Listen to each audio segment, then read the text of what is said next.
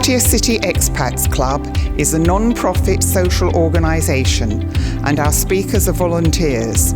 The club as such assumes no responsibility or liability for the professional reputation of or the quality of services provided by the speaker today.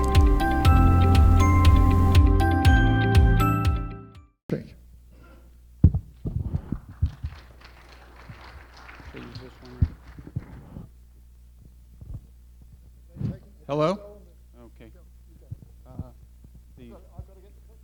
Okay.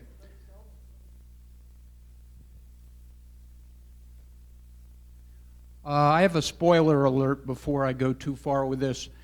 I started out with the idea that the press could certainly be objective, and the more I looked at it, I decided, I'm not quite so sure. So the bottom line on this is I don't have an answer to the question that I'm asking at the beginning, but I do think that at least journalists and the media can try to be objective. And at the very end of this, the wrap-up, I'll give you an example of a way in which I think that the press can at least try to be objective. One example anyway. Let me see if I can figure out how to use this. Okay. So, let me give you the general kind of way that this is going to proceed, and it'll hopefully go pretty quickly because we don't have much time. But to begin with, I'll try to define objectivity a little bit. I don't know that this is a great definition of objectivity, but it's one of the ones I found online. Something based on facts, not influenced by personal beliefs or feelings. Free of bias is another thing you see oftentimes when someone's talking about objectivity in the press. As I proceed here, what you're going to see is there are a lot of different points of view about objectivity and whether the press is objective or can be objective, or whether they even should be or try to be objective. Looking at different countries' views of it, different journalists from different places, even within just the United States, different ideas about it. And finally, as I said, try to wrap up with some ideas about what you can do to make an objective press, or what you can try to do as a journalist writing for the press.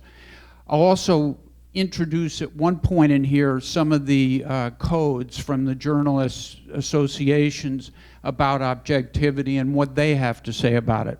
So, starting. European versus American press. About 20 years ago, I went to a conference in the United States, in California, and it was the first time I'd ever heard journalists talk about objectivity, and particularly what I found is that the European idea of it was very different than the American idea.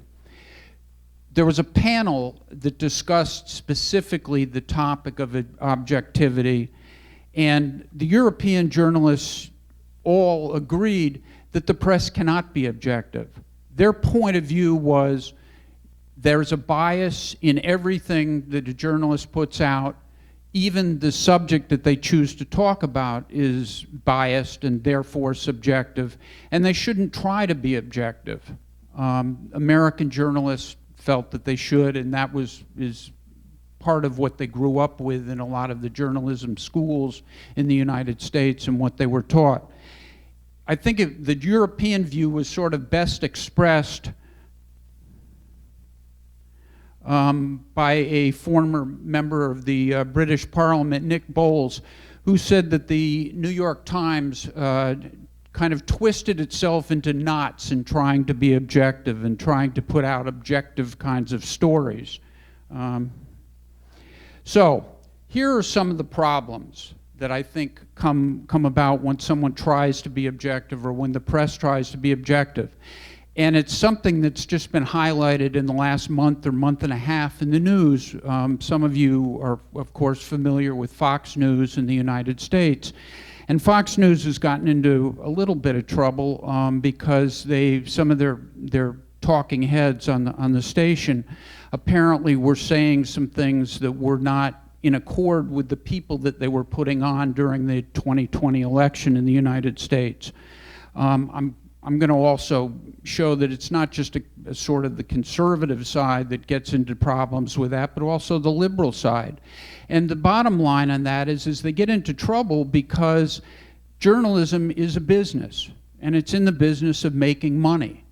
And oftentimes the idea of making money goes against the idea of presenting an objective picture.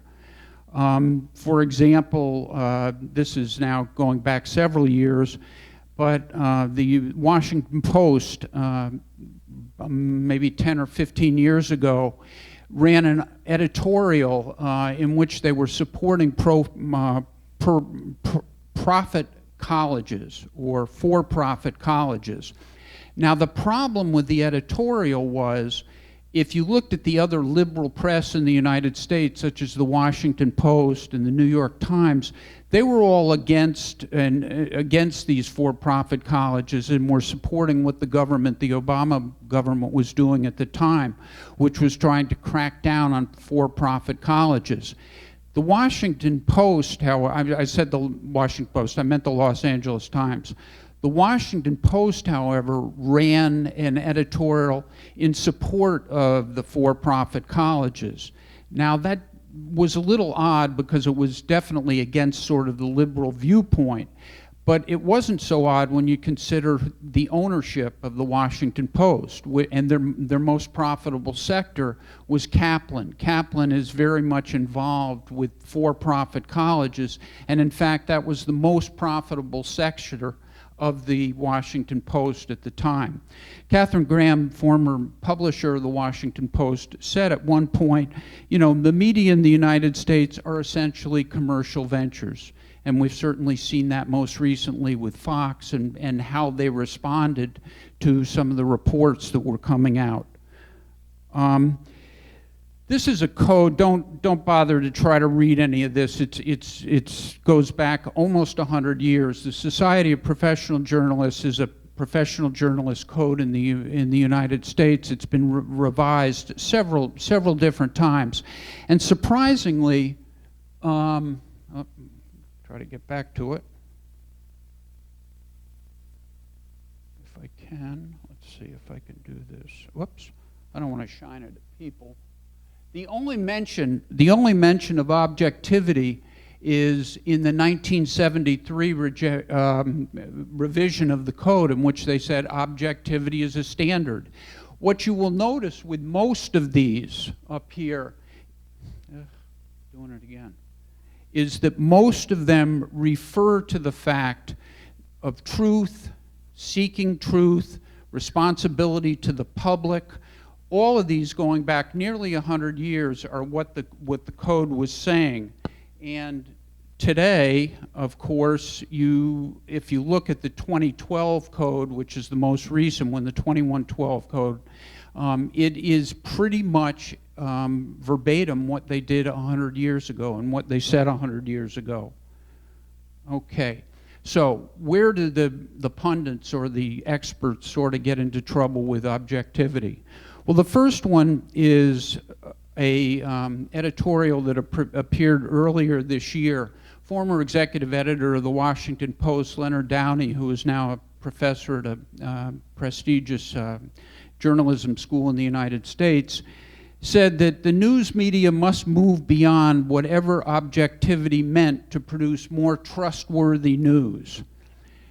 That's an interesting kind of way of thinking about things, and in fact, he was criticized by a subsequent editorial in that newspaper in which they said basically what's so confusing about that is that most people regard objectivity and truth to be kind of brothers. They kind of go together in the ordinary sense. Downey said he didn't even really understand what objectivity was. This is a guy, remember, executive editor for many years of the Washington Post. He's now teaching students, and he's saying he doesn't know what objectivity even means.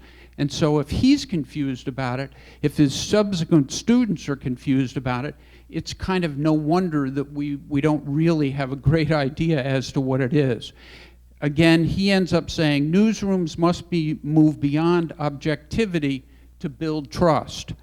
And that's disputed by a number of other journalists, including, from the New York Times, a conservative columnist by the name of Bret Stephens. Stephens it kind of falls somewhere between what Downey was saying and subsequently the criticisms. He's saying that we should pursue objectivity, but that it's very hard to actually get to a truth, to a one truth that everybody accepts. Okay, so if that's left you can sufficiently confused about objectivity and whether or not we can get to be an objective or not, that's where I ended up. The one thing that I did realize in doing this is that at least journalists can try to be objective. And this is the suggestion that I would have for journalists trying to be objective. This goes back now a number of years, about 50 years ago. One of the most famous studies in psychology was done in 1974 by a researcher whose name was Elizabeth Loftus. Loftus had her subjects come in and they witnessed a simulated car crash. After the car crash, the subjects were asked a series of questions about what they had just seen. They were asked, how fast do you think the cars were going when they, and then they substituted different words. How fast do you think the cars were going? How fast do you estimate the cars were going when they hit each other? Or how fast do you think the cars were going when they contacted each other? Or how fast do you think the cars were going when they smashed each other? Well, surprisingly, what they found is that the subjects that were asked about how fast they thought the cars were going when they hit each other reported speeds roughly 10 miles per hour slower than the group that was asked, how fast do you think the cars were going when they smashed each other? So just by changing one word in a sentence, asking them what people had all seen, they'd all witnessed the same accident, that changed their perception of the event. But maybe even more remarkable than that was a week later, the groups were brought back in, and the various groups were asked another series of questions. This time the critical question was, do you remember seeing broken glass at the accident? And again, there was a rather remarkable finding. What they found is that the people that had been in the group, how fast do you think the cars were going when they hit each other, were about half as likely to report broken glass as the smash group.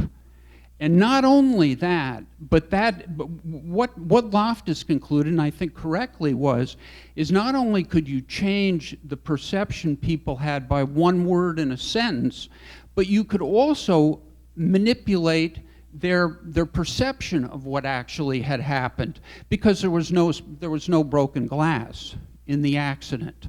Okay, how does that apply, or how might we apply that to journalism? Well, what I said, or what I've written here is I think journalists need to be bland, and that's boring in their writing.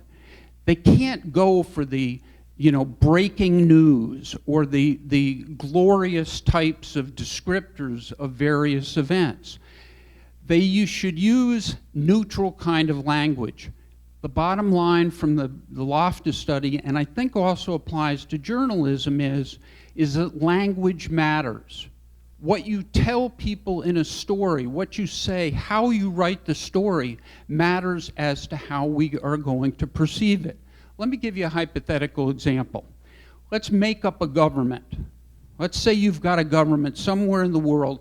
Every year that government reports unemployment statistics, boring kind of information that we put out.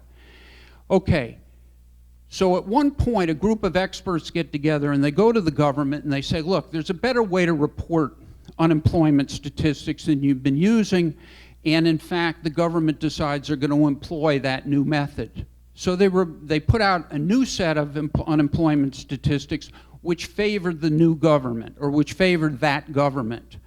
Now, you get a number of different reports coming from different places, newspapers. Administration And again, one word difference here.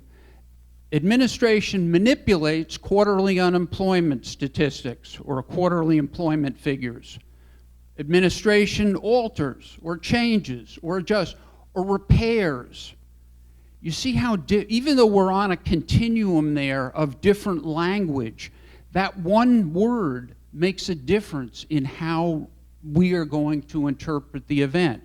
If you take the words at the extreme, manipulates or repairs, then we have a very different attitude about what the government has just done in terms of how we are going to perceive that event.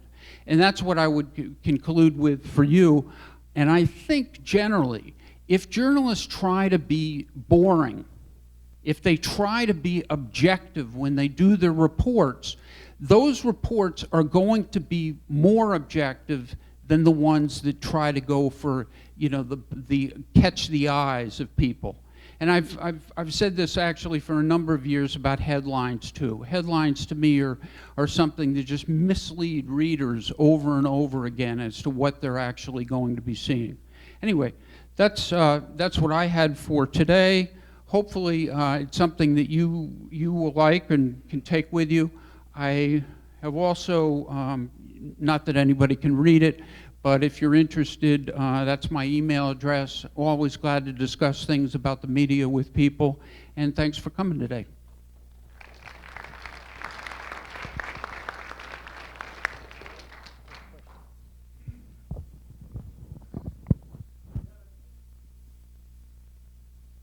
Any questions? And they can be of a colourful nature. You can use colourful adjectives.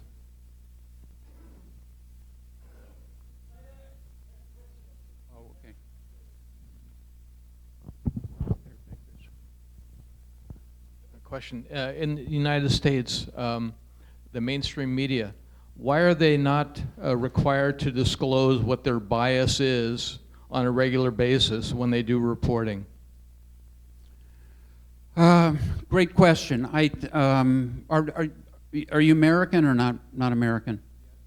Are American. Okay. I would say traditionally that they've never, the answer to that would be what I sort of used to think about in America, which is that American press believes in most cases that they're trying to be objective. As a result, it's not the same, I don't think, as in Europe, where the European press says, we can't be objective, here's our bias, take our bias, take it or leave it, and you know, therefore you get the truth, you can come up with your own truth. I think for the most part, the American press believes it tries to be objective. And so therefore, it doesn't feel a need to say, we're biased this way or another. Again, that's only my opinion. I don't know whether that's true or not. Patrick, the US press used to be required to be fair and balanced. Who eliminated that requirement? Which president? No, those are that's not a presidential decision to get rid of fair and balanced. That was Fox's decision. Fox got rid of the fair and balanced on their own. Okay. They made that decision. Thanks. They decided to get rid of it. I don't.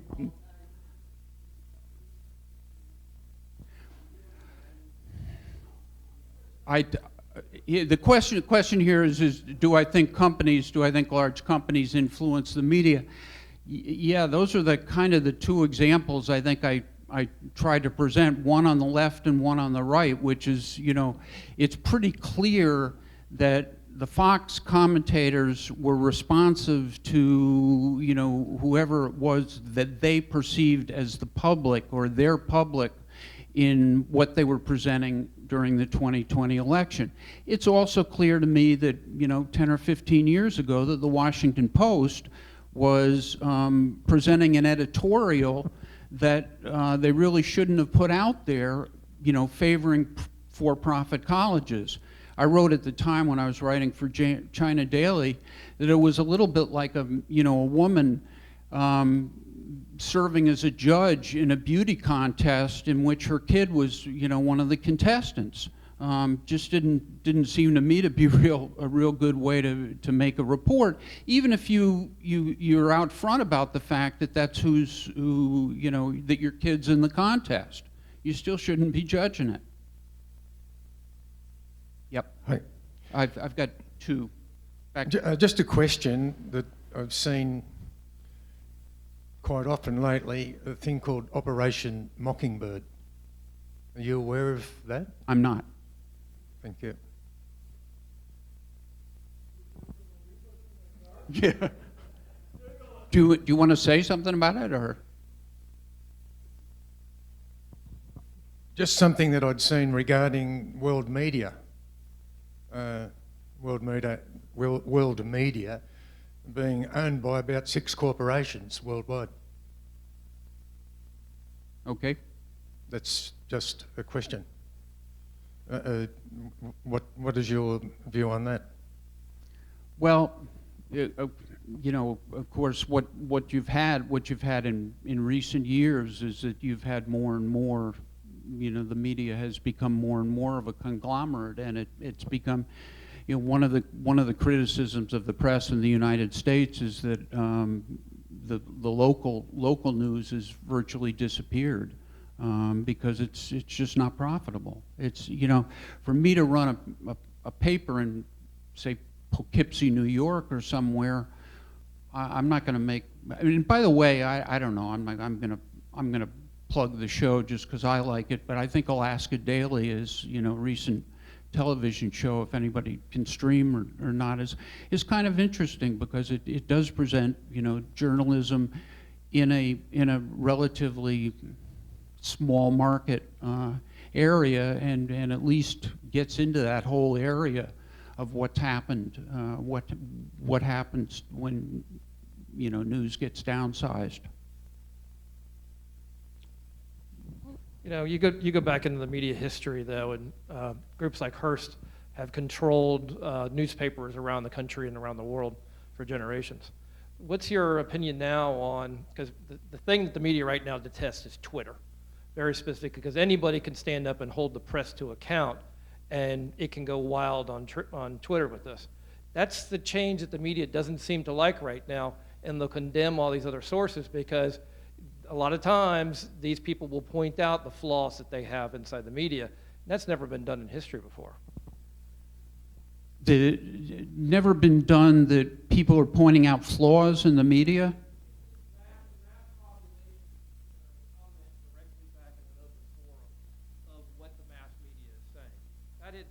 That's new, and the media is not really contending with that issue yet, and they detest it. The Twitter right now, especially with Musk owning it, is huge because he wanted an open and free forum to it, which seems to be exactly what the media doesn't want. They don't want the average person being able to comment on their stories. That's an issue that the next century is going to be interesting with. That's a great point, and it's also a great issue. I think the biggest problem with it is when you talk about something like the public commenting on things, you're talking about getting now voices from all over the place. The other problem, of course, that we see with the electronic media is we don't know where that's coming from. There's really no accountability for, I put out some nonsense on there and it gets picked up by a bunch, or I repeat it over and over again.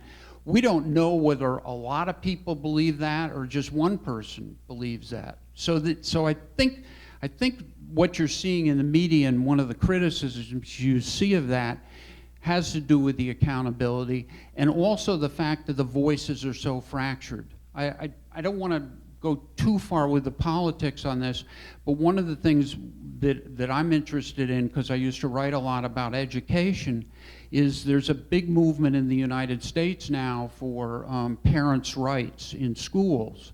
And that's become a big election issue, and I think it will probably be about the biggest election issue in the 2024 for election. Big problem with that is, what do you mean by parents' rights? Are you talking about the one parent who screams the loudest? Are you talking about the 5 parents who got together and had, or are you talking about a majority? It's a tough issue. Tough issue. Hi, I just wanted to say thanks for a very succinct presentation that gave us something to really think about. But one thing I also wanted to throw out there was I often hear people talk about the mainstream media, and then when I actually talk to them, what they say is that the mainstream media, well, that doesn't include Fox, because Fox is not the mainstream media. But I mean, I think when you're talking about mainstream media versus other media, I think you have to be careful, because I think objectivity and use of words and things are really important for everybody.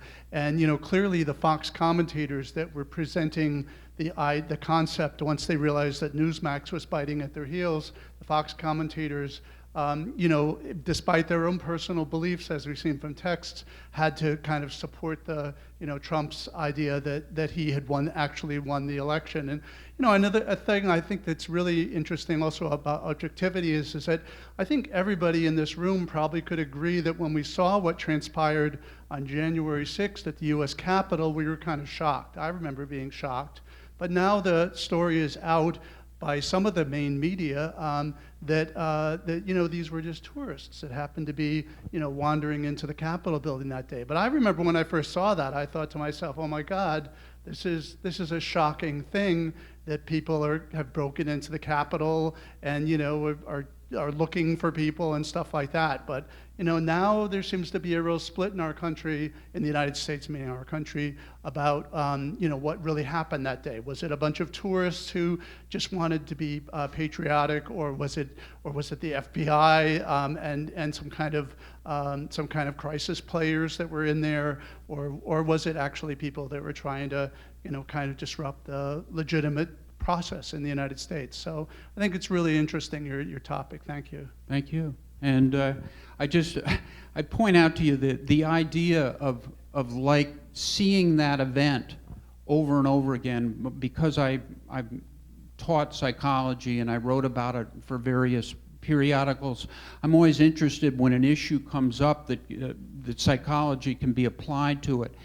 We talk about something called sensory adaptation, where basically if you see an event over and over and over again, like the Rodney, I don't know, again, Americans will remember the Rodney King events in Los Angeles in the 1990s, but seeing that beating over and over and over again. In fact, it was the police's representatives who were playing the video over and over again, because people adapt to that, and they, after a while, they think, oh, maybe not so bad, not such a big deal.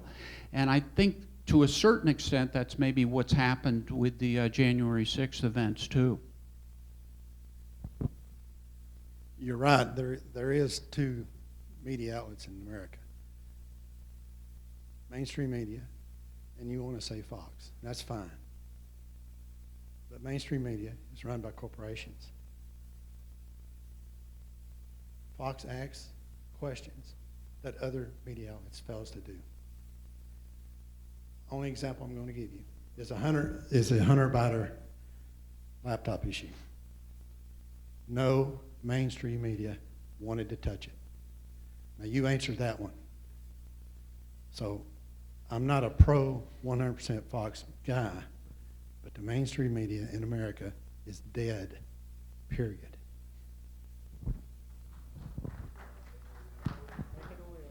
Well, fortunately, the audience and the speaker are very much live here, and I want to thank everybody who asked questions and stayed for the second speaker. And I want to thank Patrick for yet another really well done talk. Thank you. Thanks, Ron.